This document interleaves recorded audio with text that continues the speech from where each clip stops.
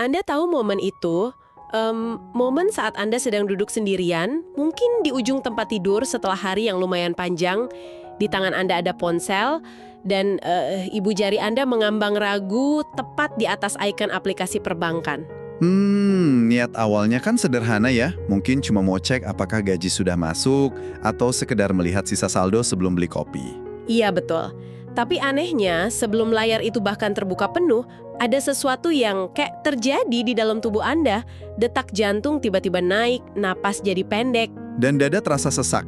Perut Anda seolah-olah terikat jadi simpul yang keras. Telapak tangan bahkan mungkin mulai terasa dingin atau sedikit berkeringat. Rahang juga mengencang tanpa kita sadari. Itu hal yang paling membingungkan sih. Maksud saya, kalau dipikir secara logis, itu kan cuma sekumpulan piksel cahaya di balik layar kaca. Benar sekali. Tidak ada bahaya fisik di kamar Anda. Tapi, tubuh Anda bersiap seolah-olah ada ancaman mematikan yang sedang mengintai. Itu reaksi fisik yang sangat intens dan sangat nyata. Nah, mengapa sekedar melihat layar ponsel untuk urusan uang bisa membuat dada berdebar sedemikian rupa? Halo dan selamat datang di sesi penelusuran mendalam kita hari ini. Kepada Anda yang sedang mendengarkan, dimanapun Anda berada, saya mengundang Anda untuk duduk lebih santai. Ya, biarkan bahu Anda turun perlahan. Rasakan sandaran kursi Anda.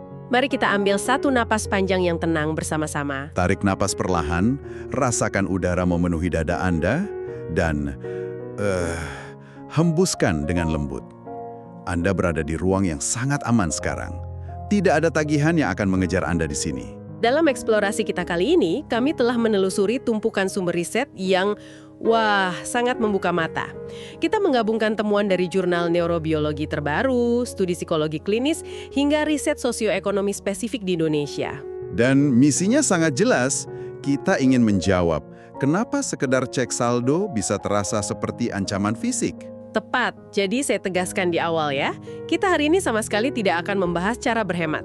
Tidak ada tips investasi, dan tidak akan ada satupun kalimat yang menghakimi cara Anda memakai uang Anda. Fokus kita murni membongkar rahasia di balik arsitektur otak kita.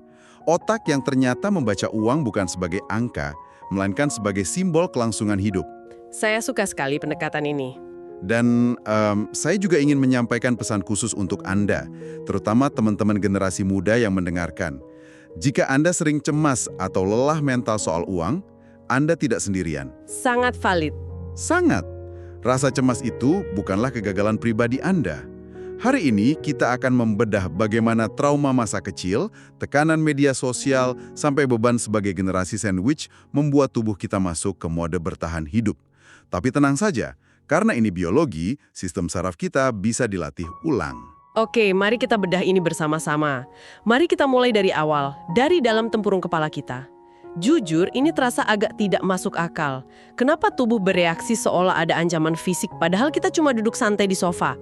Kunci dari misteri ini ada pada struktur kecil di otak kita yang bentuknya kayak kacang almond. Namanya amigdala.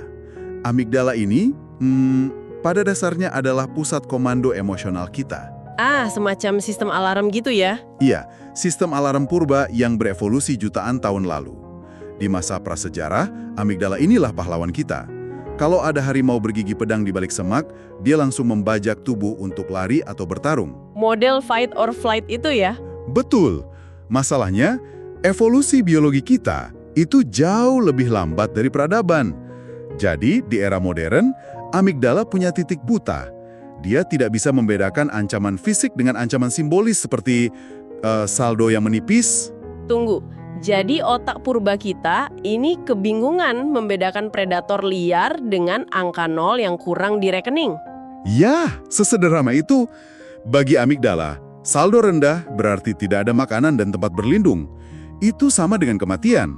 Jadi, dia langsung memicu pelepasan hormon stres. Wah, berarti kortisol langsung membanjiri aliran darah kita ya? Dalam hitungan detik, napas memendek untuk memompa oksigen ke otot, bersiap untuk lari secara fisik. Tapi disinilah bahayanya stres finansial. Kalau ketemu predator, ancamannya selesai dalam beberapa menit. Kita lolos atau ya kita dimakan. Tepat.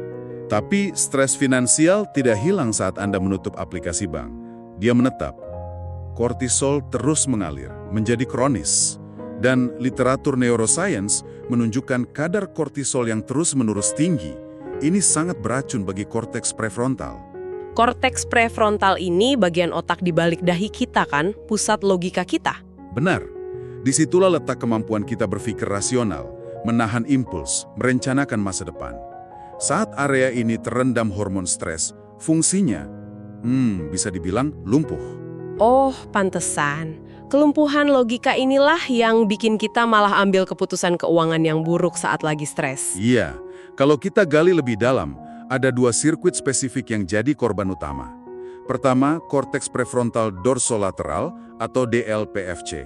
Apa fungsi utamanya? Dia menjaga informasi tugas masa depan, kayak niat menabung untuk beli rumah. Area kedua, itu korteks singulat anterior atau ACC. Fungsinya memantau kemajuan dan memperingatkan kalau kita melenceng dari rencana. Jadi kalau amigdala membunyikan alarm bahaya, komunikasi di 2 sirkuit ini terputus. Putus. Ini menjelaskan kenapa orang yang cemas kesulitan konsisten dengan anggaran mereka. Sama sekali bukan karena malas atau bodoh. Alat pemantau internal mereka sedang dikacaukan sinyal darurat. Masuk akal sekali. Jadi apa arti semua ini? Apakah saat lihat saldo rendah sistem alarm berbunyi sangat keras sampai ruang kontrol logika kita menjadi tuli sementara? Yang sangat menarik di sini adalah metafora Anda tentang ruang kontrol yang tuli itu sangat akurat secara klinis. Ruang logika bukannya rusak, dia cuma nggak bisa dengar rencana jangka panjang. Karena alarm bahayanya berteriak menuntut kelangsungan hidup hari ini juga. Dan yang bikin makin kompleks, sensitivitas alarm setiap orang itu kan beda-beda ya. Nah itu dia. Alarm itu dibentuk oleh masa lalu kita. Mendengar otak bisa membajak logikanya sendiri, saya jadi ingat masa kecil. Kalau alarm ini bawaan lahir, berarti lingkungan kita saat kecil yang memprogram seberapa sensitif alarm itu terhadap uang. Benar. Dalam psikologi klinis, ini dipelajari lewat konsep pengalaman masa kecil yang merugikan, atau ACEs. Coba bayangkan seorang anak yang tumbuh di rumah di mana akhir bulan itu selalu tegang. Suara orang tua meninggi saat bahas tagihan listrik. Iya, atau rasa malu yang menyengat waktu nggak bisa bayar iuran sekolah. Sistem saraf anak mencatat semua itu. Uang adalah bahaya, uang adalah konflik. Otak anak lalu mengembangkan kewaspadaan tinggi yang menetap, yang disebut hypervigilance. Jadi tubuhnya beroperasi dalam mode bertahan hidup, bahkan sampai dia dewasa dan punya gaji sendiri. Persis. Ada studi spesifik yang sangat menarik dari Tomohon, Indonesia. Studi ini memvalidasi bahwa trauma masa kecil berdampak langsung pada harga diri dan memicu perilaku resiko finansial pada dewasa muda di sana. Padahal secara objektif mereka gajinya mungkin sudah stabil ya. Betul, tapi tubuh fisik mereka masih merespon tagihan sebagai urusan hidup atau mati, persis seperti saat kecil. Ya ampun, rasanya pasti melelahkan sekali ya. Setiap hari diam-diam bertempur melawan hantu masa lalu. Ini ada kaitannya dengan pola pikir kelangkaan atau scarcity mindset kan? Sangat berkaitan. Pikiran manusia punya kapasitas terbatas atau bandwidth mental. Kalau pikiran terus-menerus disibukkan oleh kekurangan uang atau waktu, kapasitas itu tersedot habis. Menimbulkan apa yang sering disebut tunneling ya? Fokus terowongan? Iya, otak mempersempit pandangan. Kita cuma bisa melihat satu masalah mendesak di depan mata. Ibarat pakai kacamata kuda, cuma lihat tagihan besok pagi, tapi investasi masa depan jadi gelap total. Apa kelelahan mental ini bisa diukur fisiknya? Bisa direkam dengan jelas lewat EEG. Orang dalam kondisi kelangkaan finansial menunjukkan pembesaran luar biasa pada gelombang otak P3 di korteks parietal. Gelombang P3 ini bukti fisik kalau otak sedang bekerja keras berlebihan. Secara harfiah, ya, otak menguras energi besar hanya untuk proses dasar. Efeknya setara dengan orang yang kurang tidur berhari-hari, atau bahkan mengalami penurunan IQ sementara. Berarti bandwidth mental ini ibarat smartphone yang membiarkan terlalu banyak aplikasi berat jalan di latar belakang ya. Ada aplikasi trauma masa kecil, aplikasi kecemasan bulan depan. Pantas baterainya cepat habis. Persis, dan kita merasa kelelahan, lalu menyalahkan diri sendiri karena nggak bisa menabung, padahal sistem saraf kita sedang kehabisan daya. Baterai kita tinggal 1%. Baterai Anda tidak rusak kok, ia hanya dipaksa menanggung beban komputasi yang terlalu berat. Itu baru beban masa lalu ya. Tapi jujur, realitas modern hari ini juga nggak ngasih ruang buat napas. Generasi muda dihadapkan pada tekanan media sosial. Kita sekarang ada di tengah fenomena yang disebut money dysmorphia. Ini kondisi di mana orang merasa sangat miskin dan tidak aman, padahal data bank mereka stabil. Angkanya lumayan mengejutkan dari sumber kita. Dialami sekitar 43% Gen Z dan 41% milenial. Dan paradoksnya, 37% dari mereka sebenarnya punya tabungan di atas $10.000, tapi mereka tetap merasa kurang. Bagaimana ilusi ini bisa menjangkiti satu generasi? Algoritma media sosial pastinya. Ya, Instagram, TikTok, setiap buka layar, mereka dipapar gaya hidup mewah buatan. Ini menciptakan ilusi standar normal baru. Lama-lama, nilai diri atau self-worth mulai disamakan dengan kekayaan bersih atau net worth. Disinilah bagian yang sangat menarik dan berat. Bayangkan Gen Z dan milenial kita di Indonesia. Di dunia maya dituntut sukses, pamer liburan. Tapi di dunia nyata, mereka harus menopang keluarga. Jika kita hubungkan ini dengan gambaran yang lebih besar, skenario itu menyentuh luka struktural terdalam di masyarakat kita, generasi sandwich. Data menunjukkan 77,8% lansia di Indonesia bergantung pada keluarga yang produktif. Hampir 8 dari 10 orang tua ya. Dan nilai berbakti ini kan tertanam kuat sejak kita kecil. Ini kepuasan moral, tapi bebannya nyata.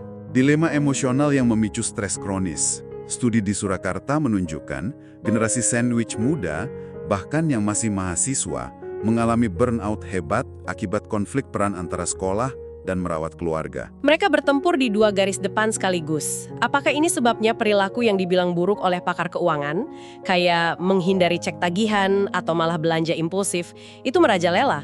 Tentu, perilaku avoidance dan overspending sering dihakimi sebagai ketidakdisiplinan. Padahal, secara neurobiologis, itu adalah coping mechanism.